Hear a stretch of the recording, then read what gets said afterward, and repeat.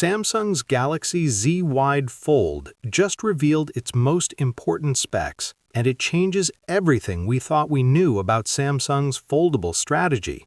But that's not even the full story, because the mysterious new device just appeared in a Chinese certification database, and it could mean Samsung's launching 4 foldables in 2026.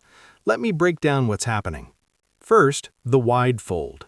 Buried inside One UI 9 firmware files for model number SM-F971B, we now know the Galaxy Z Wide Fold will have a 4.3 aspect ratio inner display. To put that in perspective, the Galaxy Z Fold 7 has roughly a 1.11 to 1 aspect ratio, almost square. It's always been the defining quirk of Samsung's book-style foldables, a shape that feels neither like a phone nor fully like a tablet. The Wide Fold blows past that geometry entirely. If you've ever watched a video on an iPad, you know exactly what a 4.3 aspect ratio feels like in the hand, and Samsung's clearly chasing that sensation in folding form. According to Sam Mobile, this is the real deal. And honestly, the name Wide Fold makes considerably more sense now than it did 6 months ago. And we've got even more confirmation. A new leak from Android Authority shows off One UI animations from what appears to be the Wide Fold's actual software. This isn't just speculation anymore. We're seeing the interface in action, designed specifically for that wider 4.3 display. Samsung's not just testing this, they're building the software ecosystem around it. Here's what's interesting. The Wide Fold's 4.3 ratio also aligns it more closely with the Galaxy Z Tri-Fold, Samsung's 3-panel device. That's either a deliberate design language choice across the premium foldable lineup, or it's a signal that Samsung's trying to unify the visual experience when unfolded, regardless of how many hinges are involved. And the timing here is critical.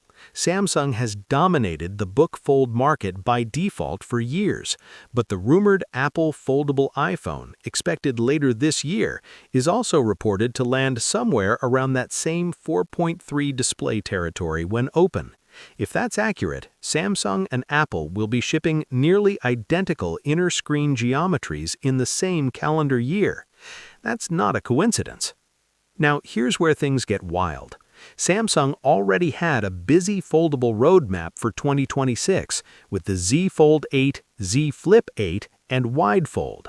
Then a 3C battery listing surfaced in China, and now the count might be going up. The certification ties 2 battery variants, EB-BF977DAY and EB-BF977DAE, to a model number nobody's seen before, SM-F977. Samsung's naming logic is pretty straightforward at this point. The F9 prefix on a model number almost always signals a fold device, so SM-F977 almost certainly belongs to the Fold family, even if we don't know which version yet. According to Sammy Guru, a Galaxy Z Fold 8 FE is the obvious guess. But here's the thing. The SM-F977 device could also be a second Wide Fold configuration, a Tri-Fold sequel, or just a test unit that never sees a store shelf. 3C listings don't distinguish between production-bound hardware and engineering samples, so we're reading tea leaves here. What we do know is the listing shows a 2448 mAh cell. Samsung uses dual-cell battery designs across their foldable lineup, so that figure is almost certainly one of 2 cells.